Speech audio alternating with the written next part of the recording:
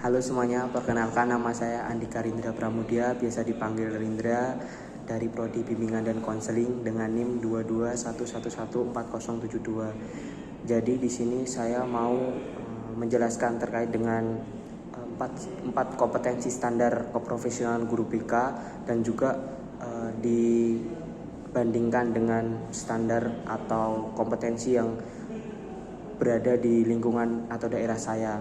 Jadi di sini saya tuh bertempat tinggal atau berdomisili di Tegarrejo, Yogyakarta. Jadi bisa dibilang saya ini tumbuh dan besar dalam lingkup pendidikan kota, terutama kotanya ini kalau orang-orang sebut itu sebagai kota pendidikan, seperti itu. Nah, jadi empat kompetensi ini itu ada, yang pertama ada kompetensi pedagogik, terus yang kedua itu ada kompetensi kepribadian, yang ketiga itu ada kompetensi profesional, dan yang terakhir itu adalah kompetensi sosial. Nah, ini kita akan bahas satu-satu ya. Yang pertama itu adalah terkait dengan kompetensi pedagogik. Jadi kompetensi pedagogik itu apa? Kompetensi pedagogik itu adalah kompetensi di mana guru BK ini bisa mampu untuk merancang dan juga melaksanakan beberapa layanan BK di sekolah, seperti itu. Nah, kalau misalnya berkaca dari sekolah saya memang bisa dibilang guru BK-nya jauh dari kata sempurna, karena di sekolah saya ini, di SMA ini, guru BK-nya itu tidak memiliki waktu untuk bisa masuk ke dalam kelas. Mereka juga jarang melakukan bimbingan, dan saya sebagai siswa sendiri ini merasa kalau misalnya layanan BK itu terasa ketika pas saat-saat akhir atau di saat kelas 3 SMA. Di situ dimana adanya layanan karir untuk masuk atau untuk mencari kuliah dan jurusan yang mau dituju oleh para siswa. Seperti itu, saya merasa layanannya itu begitu terasa di pas-pas itu. Tapi di kelas 1 sampai kelas 2 saya tidak merasakan sekali terkait dengan bagaimana sih layanan BK, terus apa sih gunanya BK di sekolah ini gitu. Karena dari teman-teman saya juga, dari saya maupun teman-teman itu juga jarang yang masuk ke ruang BK seperti untuk melakukan konsultasi, karena mereka lebih suka atau lebih senang kalau misalnya curhatnya itu ke teman atau ke sahabat, seperti itu. Nah, di sini dari masalah ini kita melihat bahwa ternyata kompetensi itu, walaupun saya kan sekolahnya di SMA negeri, walaupun di SMA negeri itu masih ada juga guru BK yang memang tidak melaksanakan kompetensi atau tidak memiliki kompetensi pedagogik yang baik.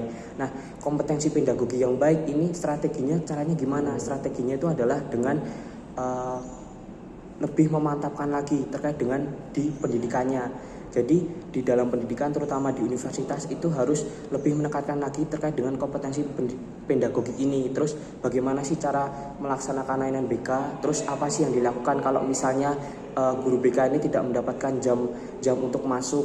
Terus bagaimana sih cara BK untuk memaksimalkan kemampuan atau sumber daya yang dimiliki baik dari dalam diri maupun dari luar untuk bisa menciptakan suatu layanan yang baik dan optimal kepada para siswa, seperti itu. Terus yang kedua itu adalah terkait dengan kompetensi profesional. Nah, kompetensi profesional ini adalah lebih tepatnya kayak bagaimana guru BK ini bisa lebih profesional lah, bisa lebih profesional dalam menjalankan tugasnya di sekolah, seperti itu. Nah, kalau berdasarkan atau berkaca pada SMA saya, nah guru BK ini bisa dibilang kurang lah. Kalau saya berpikir itu kayak masih kurang, karena seperti yang saya jelaskan di awal tadi, masih ada part-part yang missing atau masih ada beberapa bagian yang mungkin kompetensinya itu tidak terpenuhi di guru BK ini. Salah satunya adalah kompetensi keprofesionalan. Karena menyangkut keprofesionalan, guru BK ini tidak bisa memaksimalkan sumber-sumber daya yang ada, padahal dari sekolah sendiri, dari sekolah SMA saya sendiri itu fasilitasnya itu sudah Oke, akan saya lanjutkan terkait dengan kompetensi profesional. Jadi untuk kompetensi profesional sendiri itu guru BK itu harus mampu menerapkan teori-teori atau pendekatan-pendekatan atau teknik-teknik yang dapat digunakan atau disesuaikan dengan kondisi yang ada di lapangan atau kondisi yang berada di sekolah, seperti itu. Nah, kalau dari saya sendiri, dari POV saya sendiri, kalau melihat kondisi di terakhir saya SMA itu karena masih bagaimana ya bilangnya ya, kayak masih belum ada atau saya belum merasakan terkait dengan bagaimana itu konseling, terus terutama konseling ke pribadi gitu, saya masih belum terasa sih. Tapi untuk konseling karir sendiri itu dari guru BK-nya sendiri itu menurut saya sudah bagus, tapi ada beberapa hal-hal yang belum dikuasai, yaitu seperti dengan beberapa jurusan. Karena di sekolah saya itu untuk penjelasan jurusan itu dijelaskan oleh para alumni yang sudah masuk ke jurusan tersebut atau universitas tersebut, seperti itu. Jadi guru BK ini hanya sekedar memfasilitasi atau menjembatani gitu loh. Jadi saya tidak terlalu mengetahui terkait dengan bagaimana sih teknik-teknik atau pendekatan-pendekatan yang berada di sekolah saya kalau misalnya itu berkaca dari SMA saya, seperti itu. Terus untuk selanjutnya itu adalah ada kompetensi sosial. Nah, kompetensi ini sangat penting karena kenapa? Karena kompetensi sosial itu adalah bagaimana atau kemampuan guru BK itu untuk berkomunikasi dengan orang luar, dengan orang lain, seperti contohnya itu dengan siswa, terus dengan guru atau tenaga pendidik lainnya, atau dengan para pejabat-pejabat di sekolah, terus atau dengan para orang tua. Nah, itu guru BK itu memerlukan kompetensi ini. Karena kenapa? Karena di dalam praktiknya nanti, karena di dalam kerjanya nanti, guru BK itu perlu adanya kolaborasi untuk menciptakan atau untuk memuluskan pekerjaan atau rencana yang dimiliki atau plan-plan yang dimiliki oleh guru BK tersebut dalam melaksanakan tugas layanan bimbingan dan konseling, seperti itu. Kalau misalnya kompetensi sosial sendiri ini tidak dimiliki dengan baik atau guru BK-nya ini tidak memiliki kompetensi sosial yang baik, maka tentunya dalam hal bekerja atau dalam hal melakukan praktek-praktek tentunya akan sulit. Karena dasar dari prodi bimbingan dan konseling atau dasar dari BK itu sendiri itu adalah komunikasi. Konseling itu memerlukan komunikasi. Kalau misalnya komunikasinya itu belum ada atau komunikasinya itu kurang antara guru BK dengan guru pendidikan lain, atau guru BK dengan murid, atau guru BK dengan siswa, tentunya ini akan menjadi sulit, seperti itu. Nah, kalau misalnya dari daerah saya sendiri, komunikasi dari guru BK ini sudah bagus.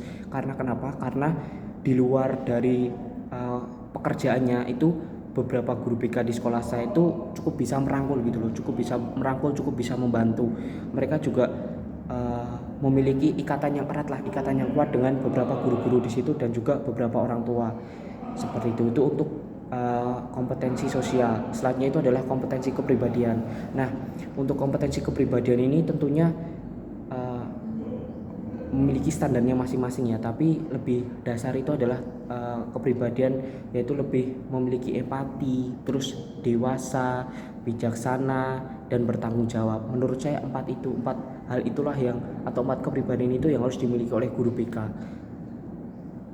Karena kalau misalnya guru BK tidak memiliki empat hal tersebut, itu menurut saya guru BK tersebut itu masih belum profesional gitu loh. Dia masih merunut atau masih mempertahankan egonya, seperti itu, masih mempertahankan terkait dengan kepribadian yang dimiliki. Tentunya hal ini tuh tidak bisa, karena kepribadian ini setidaknya itu bisa diadaptasi, atau kepribadian yang sudah saya sebutkan ini, sudah saya jelaskan ini tuh bisa adaptable atau bisa adaptif lah dengan kondisi di lingkungan di sekolah. Kalau misalnya tidak punya guru BK-nya, tentunya hal ini menjadi lebih sulit gitu loh. Nah, kalau misalnya berkaca dari tempat saya, guru BK ini bagaimana ya bilangnya, saya tidak terlalu mengenal lebih dekat terkait dengan guru BK di tempat saya atau di daerah saya. Tapi kalau di tempat saya, guru BK-nya ini ya mungkin lah beberapa punya, yaitu lebih tepatnya di empati. Mereka punya di empati dan juga tanggung jawab. Menurut saya dua itu menurut saya dua kepribadian yang pasti dimiliki oleh beberapa guru BK yang ada di sekolah saya maupun di sekolah-sekolah lain gitu loh. Karena empati sendiri itu bagaimana sih cara kita untuk memahami perasaan orang lain, kayak gitu. Kalau misalnya dari guru BK-nya sendiri tidak punya empati, tentunya ya guru BK tidak bisa memahami lah perasaan murid-muridnya gitu, tidak bisa memahami perasaan konseling. Jadi kalau misalnya konseling ya tentunya akan menjadi kesulitan, seperti itu. Terus tadi di samping empati, terus adalah bertanggung jawab. Bertanggung jawab ini mungkin artinya tuh luas ya, artinya luas, tidak hanya bertanggung jawab di satu hal saja, tapi juga bertanggung jawab di hal-hal yang mungkin cakupannya itu besar gitu loh. Contoh misalnya ada plan-plan atau ada rencana-rencana yang mungkin tidak terjalan dengan baik, tapi guru BK ini bisa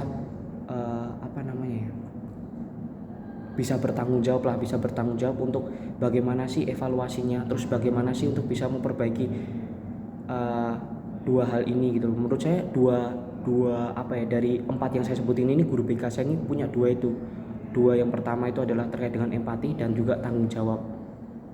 Nah, kalau dari saya sendiri, dua kepribadian ini harus dimiliki oleh guru BK, tidak boleh tidak, kayak gitu. Hal ini juga yang saya pelajari di saat PLP, yang ditumbuhkan dari guru BK itu adalah dua ini, yaitu tanggung jawab dan empati, kayak gitu. Nah, itu tadi penjelasan terkait dengan kompetensi standar guru BK yang standar nasional maupun dengan bagaimana sih kondisi guru BK atau kondisi kompetensi guru BK di tempat saya, seperti itu. Sekian dari saya dan terima kasih.